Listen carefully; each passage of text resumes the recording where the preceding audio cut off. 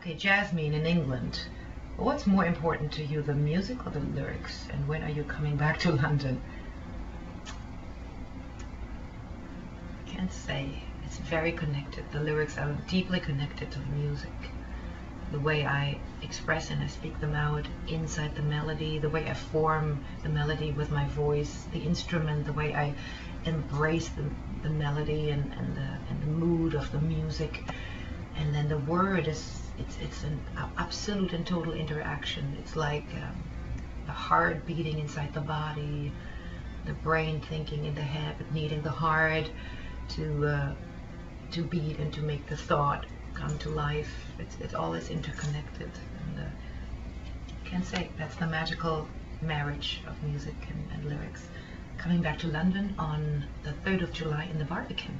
Yes, and we're working right now on getting a couple of radio shows and TV shows at the same time. Jan in Denmark. Why did you choose to perform and record songs of the Weimar Republic? What drew you to the works of Brecht and Weil in the first place?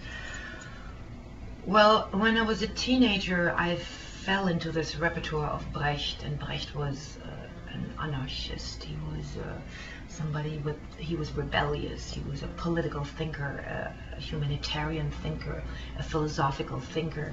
And there was nothing in the 70s when I was a teenager which could express the density of Brecht's thought, the poetry, and the clearance, and the political dimension either. It was the perfect bread for me to bite in.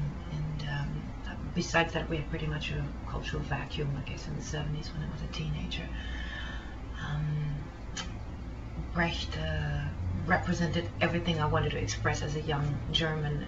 It was about, of course, the German dialogue, looking back and reflecting the time, the pre-war time, the pre-Nazi time, the Weimar Republic, when culture was exploding into all different dimensions, not only in theater and literature, but also in art and paintings. And I loved this entire expressionist period. Yet it was shattered so quickly, and it was a period I needed to go back to as a German, to think about the past, to grieve about the past, about what the Nazis had done, and to get mad about the past, about the country I was born in, and to reflect all these thoughts as somebody who had a German identity, yet who had to deal with this identity in all different dimensions and all the necessary dimensions. The Weimar Republic, of course, has the great political satire, the great songs, the funny cabaret songs about the provocative songs about sexuality, about politics, about democracy, and the liberating songs, freedom of expression. There's just great songs to perform, and the audience still eats them up. Turlu Kelly in Ireland. Turlu, Alaulo, I don't know. Sorry about not being able to pronounce your name. How do you think Bertolt Brecht might have chosen to express himself today? If Brecht were alive today, what would he make of the modern Germany, and what medium or musical genre would he utilize to convey his ideals? He probably would be a filmmaker. Brecht would be a filmmaker. A very cool Quentin Tarantino, maybe even an Oliver Stone, somebody really looking into the underground and the underworld of society, and into drugs and prostitution, into crime, and he would be a filmmaker, probably. The theater has such a different place nowadays. I don't think at all that Brecht ever would have embraced the DDR, what became out of the DDR, East Germany, after '56, after he died, and after they put up the wall in '61. I think he would have turned around in his grave.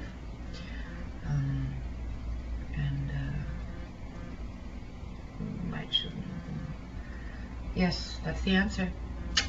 I think he would have he would be a very active artist today. There would be a lot for Brecht to do. You know, he was a deep thinker, and the world today would have given him enormous nutrition to create art. Jim Spencer in America, do you think there is a chance of having the songs of Spoliansky, Hollander composers published? Would you consider publishing the UTE LEMPER cabaret book? What are you accused? Oh yes. Well, to tell you the truth, when we recorded the Berlin Cabaret songs, it was a very difficult research. The musicologist Michael Haas, who used to work for Decca Universal, went into, you know, East Germany. It was still the time, the wall was still up, to find these old sheet music. He found the old recordings from Clara Waldorf, Trude Hesterberg, Lenya, the original recordings, and he found this collection, enormous collection of sheet music. I have some of it here in my house. I don't even think I have the rights to bring this and publish it, because they are all published. I don't know who actually owns the rights. I would have to investigate that. Yes, but I've been asked this question many times. It would be very nice to find a publication. Laura Naismith in Scotland. Would you ever consider covering the song Gloomy Sunday? Yes. In a jazz club here in New York, smoking cigarettes and drinking whiskey. Sure, why not? Samuel Rubacello in Mexico. Do you like Mexican music? Do you think there's a possibility of making the CD with some tracks of Mexican music, like Noche de Ronda, que triste pasas, que triste cruzas por mi balcón. I love that song, Noche de Ronda. My Mexican promoter, Oli Bagel, she said, you're coming to Mexico, you sing in a Mexican song. And that's what I did, and I love it, I love it.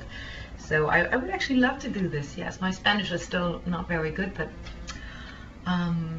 yes, I come back next time to Mexico, I should sing a second one. So over the next 10 years, I'll have 10 songs, and then I'll do the album.